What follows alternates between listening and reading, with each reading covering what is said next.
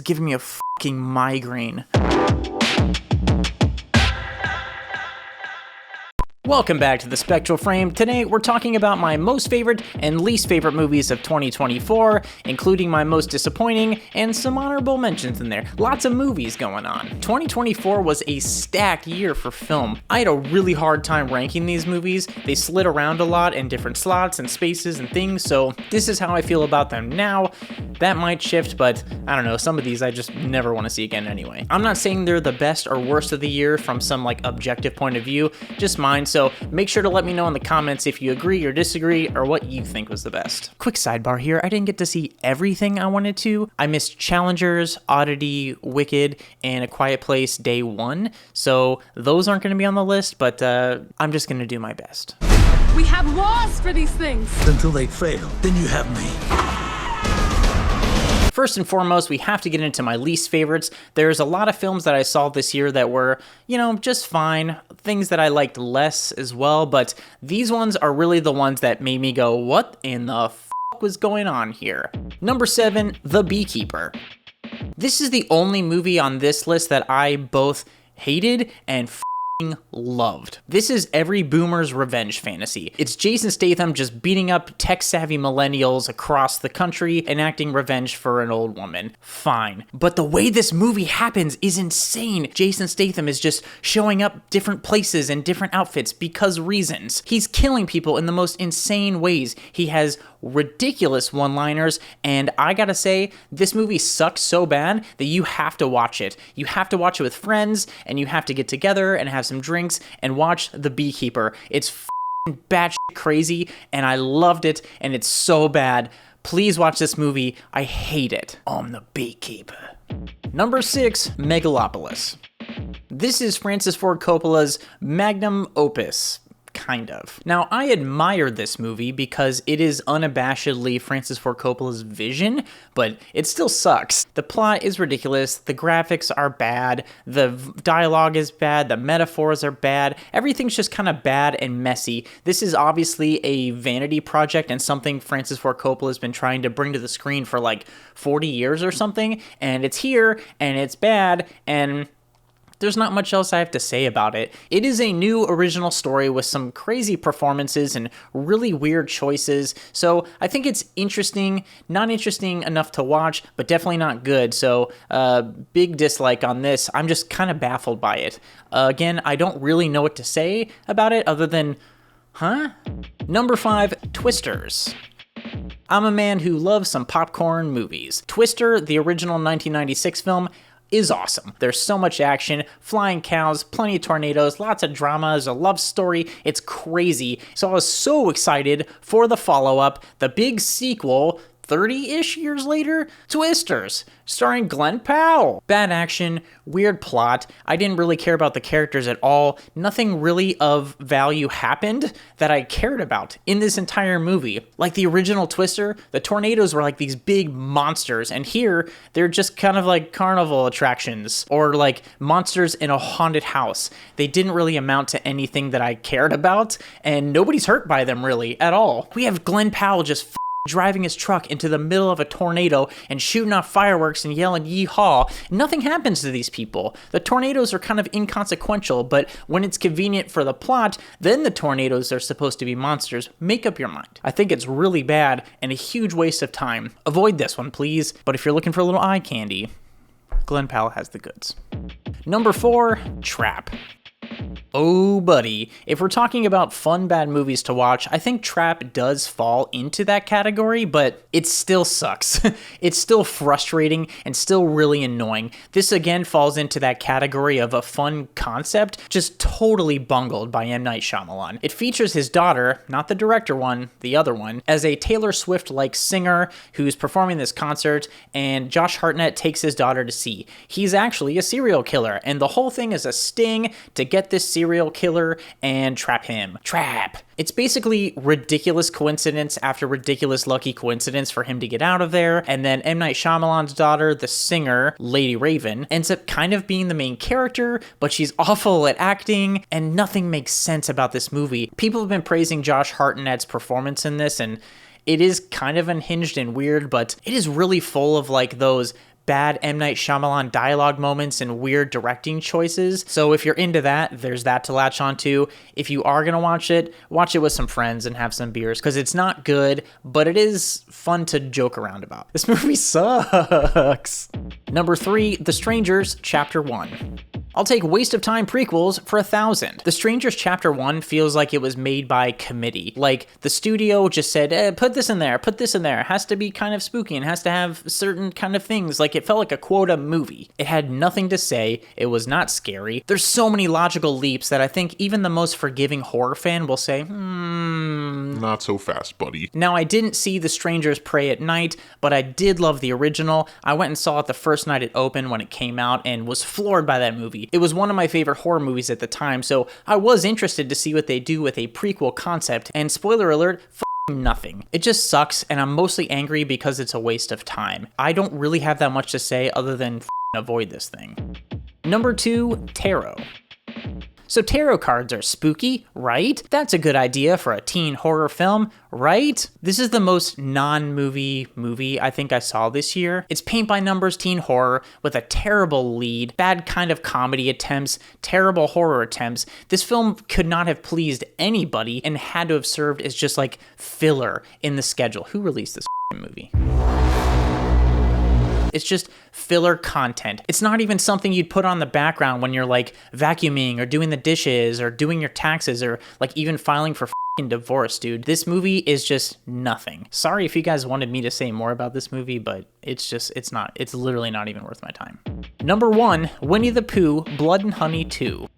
Since the intellectual property of Winnie-the-Pooh has fallen into public domain, we got Winnie-the-Pooh Blood and Honey last year or the year before, which was a low-budget slasher horror film. It wasn't good at all. There was some interesting kind of animation, I guess, about it, but still not good, and I didn't particularly enjoy, so I had to watch Winnie-the-Pooh Blood and Honey 2 because I hate myself. In the universe of this movie, Winnie-the-Pooh Blood and Honey 1 was a movie that people are watching in this movie. And yes, there's a bigger budget for this one. You can tell it definitely looks better. But here we have Winnie the Pooh in a better / different mask, but now he just says bitch a lot. Better watch where you go, bitch.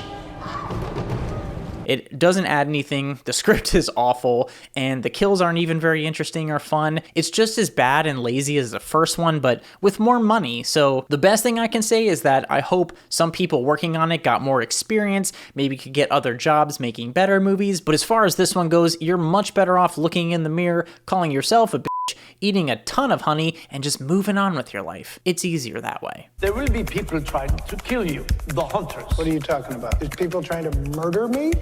Oh, shit. Now we gotta move on to my most disappointing films of 2024. These are movies I really looked forward to seeing, but ultimately let me down. I'm not gonna spend a ton of time on them, but I figure I would at least shout them out. Number 4, Self-Reliance. Self-Reliance stars, is written by and directed by Jake Johnson of New Girl fame and other stuff fame. You know who he is. Well, this is his feature film that came out in January 2024, and it looked really fun. It has a cool concept. Basically, a down-on-his-luck guy, played by Johnson, is given the opportunity to participate in this life and death game show, and through this, he discovers there's a lot to live for, right? I think this is a great idea, and it was just executed so badly. Like, the jokes didn't land, the plot was meandering and strange, it focused on a lot of surreal things that didn't really fit with the tone it set up before. It just felt like a mess, and I wanted to like this movie, and it actually just ended up really making me mad, because it could have been great, but it just wasn't, and I would love to see this movie remade, but like, you know, good. Number 3, Wolves. Wolves was a much-hyped Apple TV Plus movie starring George Clooney and Brad Pitt. Who doesn't want to see those two together? And you f***ed it up, dude. You f***ed it up! You f***ed it up! You have two huge stars with a history together, delivering fun and punchy lines back and forth to each other, and we got something this bland and forgettable? Come on. I guess there was a planned sequel, but there was so much disappointment with this movie, it was canceled. Rightfully so. Number 2, MaXXXine. Ty West is coming off two amazing films in this trilogy, X and then Pearl. X was kind of a Texas Chainsaw Massacre-esque slasher movie, but Pearl was kind of a prequel musical horror. It was so good. I loved these movies. In MaXXXine, we follow Mia Goth's character as she goes from her small town to Hollywood to be an actress. She became an adult film star and is now moving on to like real/legitimate movies, as she says, and this had such potential for great horror. I think it ultimately got bogged down trying to tell too many facets of the story, and it ended up feeling messy and not as impactful as I'd hoped for. By the time we get to that end, I just kind of felt nothing. So I definitely didn't hate this, but man, I really wanted more. Number 1, Heretic. So I already did a review of Heretic on my channel and went into my thoughts. There's a lot of things that I really liked about this movie, and it had so much potential, such a great first act, and I think it bungled it. This had the potential to be one of my favorite movies of the year. Hugh Grant was so good, and it had such a strong concept, but ultimately left me feeling frustrated. It wanted to be psychological and these big, heavy religious themes, but it also wanted to be a people-pleasing horror film. And by towing the line between them, I don't think it accomplished either, and really just made me mad. So check out my other video if you want to see me expand on those thoughts a little more. Ooh, gotta shake the filth off me.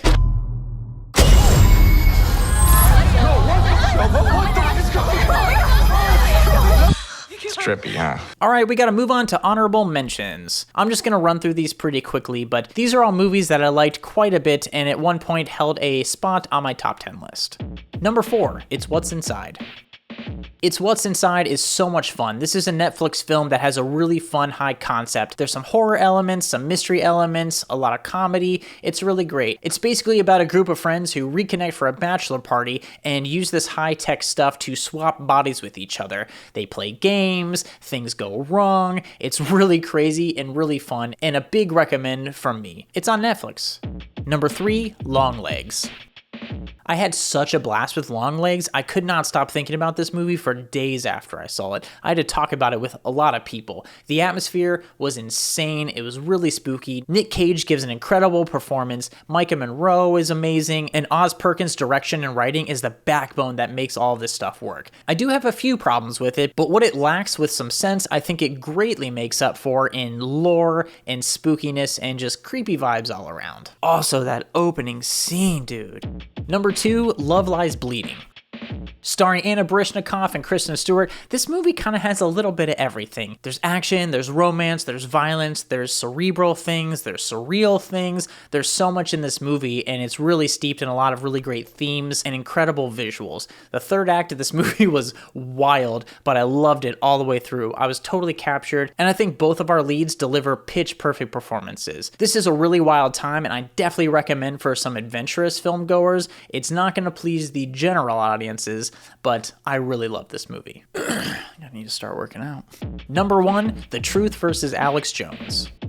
Alex Jones is a giant piece of shit, but this HBO doc really dives into the court case he was dealing with and the huge record-setting judgment that was levied against him. I don't necessarily want to get into the details of what the case was about because YouTube would not like that so much. Just suffice it to say you should watch this movie because it is informative on how people like Alex Jones fool their audience and try to get away with the most egregious of lies. Unfortunately, Alex Jones isn't going to see a jail cell anytime soon, but hopefully he'll never be able to pay back that $1 billion he owes to all the families. Also, big shout out to Knowledge Fight listeners. If you're interested in this kind of insanity and what people like Alex Jones can do to the world, listen to Knowledge Fight on whatever podcast platform you like. You have a month to find someone to co-sign your visa. And if you don't, you have to leave the U.S. I started freelancing for this lady. I know I'm late. I'm so late.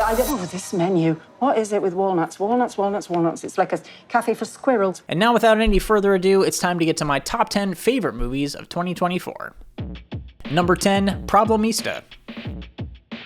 I was super stoked to see this movie and super bummed when it got pushed to 2024, but finally this year we got to see Julio Torres's Problemista. This is a funny, heartfelt, and wildly creative movie that follows our lead character, played by Julio Torres, Alejandro, who is like this aspiring toy maker, but he has to work as an assistant to this eccentric lady to keep his work visa and stay in the US. The eccentric woman is played by Tilda Swinton, and it's such a fun journey to see Alejandro have to work for her and deal with all her crises and her mood swings and all these things that she's dealing with. She puts him through the ringer, but he just kind of deals with it to work towards his dream of being this toy designer for Mattel. There's so many times when we get to see inside of his mind and how it works and the visual representation of that, like him climbing through offices and to other offices, and there's a scene where he's like a knight in a cave, and it's just really fun and creative and really visual. But the visuals weren't the only thing this movie was focused on. It's such a heartfelt, endearing story. It really puts you through the hoops and anxiety of like rooting for Alejandro and his struggle to stay in the US,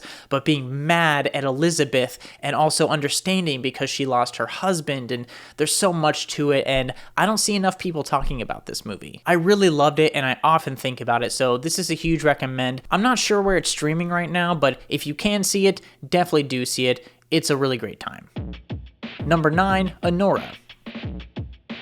Anora is the latest from director Sean Baker, focusing on a sex worker named Annie, played by Mikey Madison, who impulsively marries the son of a Russian oligarch. What could go wrong? I love Sean Baker's films so much. He tends to focus on characters that are kind of overlooked or othered in modern society, but without a judging eye. Anora is essentially a modern-day fairy tale, and it revels in the joy of spontaneity and like crazy early 20s energy. It's so much fun, but also it explores that unholy come down when reality comes crashing in. Like, that adrenaline rush cannot last forever, and a new, more terrifying adrenaline rush might fill that void. It's funny, exciting, sad, infuriating, and I hope people keep seeing this movie. Mikey Madison gives the performance of her career. She doesn't hide any of the flaws of her character, and oftentimes leans into the flaws, as some people tend to do when put up in these awful situations. This movie's already getting a lot of awards buzz, and I think rightfully so.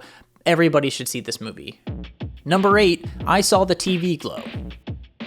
I Saw the TV Glow was marketed as kind of an art-leaning horror film, but it's actually an existential crisis in movie form. Director Jane Schoenbrunn really focuses her storytelling from her last feature, We're All Going to the World's Fair, and delivers a visually and emotionally striking movie that stuck with me for a long time. This thing really me up. The story's about a teenager who kind of struggles from his adolescence into adulthood, but through a new friendship, he's introduced to this mysterious late-night TV show called The Pink Opaque, and it kind of changes everything for him. His view of the world and feelings about himself are kind of shaped from this TV show and this friendship, and the obsession he has for it makes him question a lot of things in his life. This whole thing feels very Lynchian and surreal, but to an end that delivers an emotional and thematic gut punch. It's steeped in metaphor, but some of those meanings kind of start to bleed out at the edges, you know? So we know what the film's trying to say, but it doesn't do it in a way that's like bunk, bunk, bunk, bunk, bunk, whacking you over the head with it. I definitely recommend seeing this movie in whatever way you can. Just don't go in expecting a traditional horror film. Also, maybe bring some tissues? Number 7, Nosferatu. I actually just did a full review of this, so feel free to go check that out, but Nosferatu finally got a new big screen adaptation from folk horror master Robert Eggers. This was definitely one of my most anticipated films of the year, and since I've seen it, it's grown on me more and more and more. I really liked it when I left the theater, but the more I think about it, the more it just latches on to my soul. Insane cast, bone-chilling atmosphere, and honestly, the most beautiful film I saw this entire year. I'm a huge fan of the original 1922 film, and not only does this film retell that original story, but it kind of refocuses it to bring out more thematic relevance and also bring that horror up. This thing's chocked full of iconic imagery already, amazing performances from Lily Rose Depp and Willem Dafoe, and the whole thing I guess I would just describe as unsettling. Something is wrong and you can feel it. I can definitely see this movie becoming a modern classic. Also, Count Orlok's mustache. Number 6, Strange Darling. Again, check out the full-length review of Strange Darling on my page, but I f***ing love this movie. It's basically about a one-night stand turned serial killer rampage, which is tight. It includes one of my favorite performances of the year from Willa Fitzgerald. Holy shit, man. We have Kyle Gallner, JT Molnar as the director, and Giovanni Ribisi as the DP. It looks awesome. There's non-linear storytelling. It's engaging. It's horrifying. It's funny. It's bizarre. I have so much to say about this movie, but I will leave you with this. Watch this movie, and any way you can, watch this movie. You will not regret it. Unless you do, you're not getting your money back. Number 5, The Substance.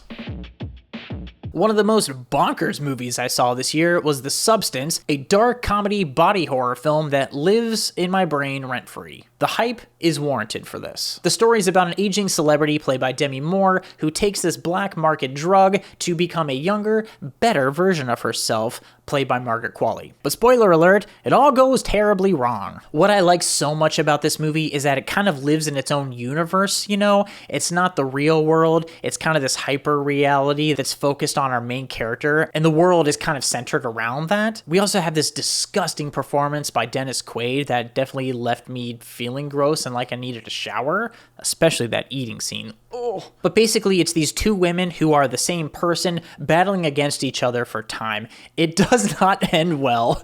Like, this movie is disgusting, dude. I legitimately could not look away from this movie. It's kind of like watching a train wreck where the train crashes, derails, then runs through the city, destroying everything, and then blows itself up to punctuate its presence. It's not subtle, but in the best way possible.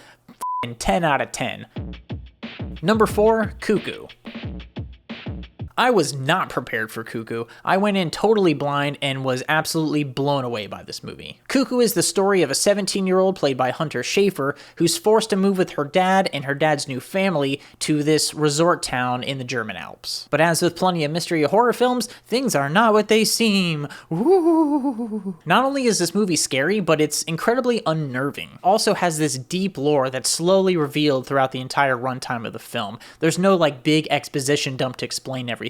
It was laid out so perfectly. It's cerebral and weird and kind of a fish out of water story, but is representative of a young girl coming of age. What I think I enjoyed most about this movie though is the script and the way it handles its payoffs. Lots of horror movies deal with the good versus the bad, but this movie really revels in that gray area. The themes are built around this as well, and the payoff is insane and I loved it. I really enjoyed this movie and I just want to keep talking about it all the time. I can't recommend it enough, especially for horror and mystery fans, or people who like some good kind of weird sci-fi lore too.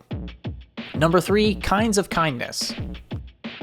Yorgos Lanthimos is back in 2024 with his follow-up to Poor Things, Kinds of Kindness. This is essentially 3 short films combined into one feature-length film, with the same cast all playing different roles in different stories across the 3 films. The first segment focuses on a man who tries to break away from his predetermined path. The second segment is about a cop who questions his wife when she returns from a trip that he thought she died on. Is she the same person? And the third segment is about a woman who is on the search for this prophesized leader for her spiritual community. In true Yorgos Lanthimos fashion, Kinds of Kindness is funny, weird, disturbing, and made me squirm in my seat. If you're a fan of his work, I would most closely compare this to the tone of The Killing of a Sacred Deer. It has that same kind of weird comedy and uncomfortable beats. On top of this, we have absolute powerhouse performances from Jesse Plemons and Emma Stone. Everybody is really good in this movie. Margaret Qualley's in it as well, so is Willem Dafoe, but Jesse Plemons and Emma Stone really shine. Their characters just make me want to peel my skin off sometimes. It's so awful. Oh God. Like, everybody is good in this movie. Just watch it. Number 2, Civil War.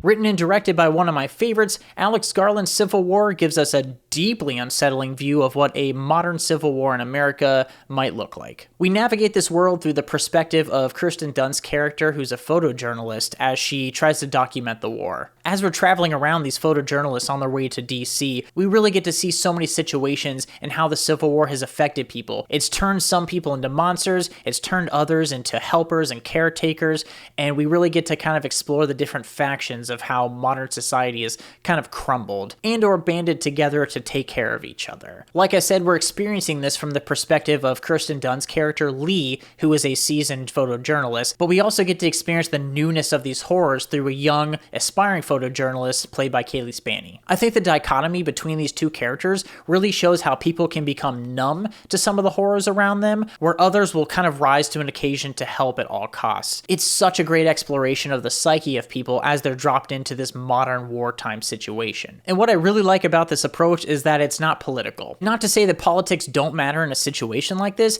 but we're given the perspective of a boots on the ground person who has to deal with a modern war on their front lawn. In that case, it's not about politics, it's about survival. I know some people didn't like that aspect of it, but I think it helped focus the story on the individual and what they have to go through instead of like the high level things that none of us would really have to worry about. The script, the direction, the acting, the action, the horror, the editing from this thing, all of it is so well done and led to this shocking result. I definitely want to shout out the sound design and sound mix. I saw this in a theater with like Dolby Atmos, I think, and it shook my bones. I think you should definitely see this movie if you haven't, but see it somewhere where you can crank that volume up, baby. It makes a difference.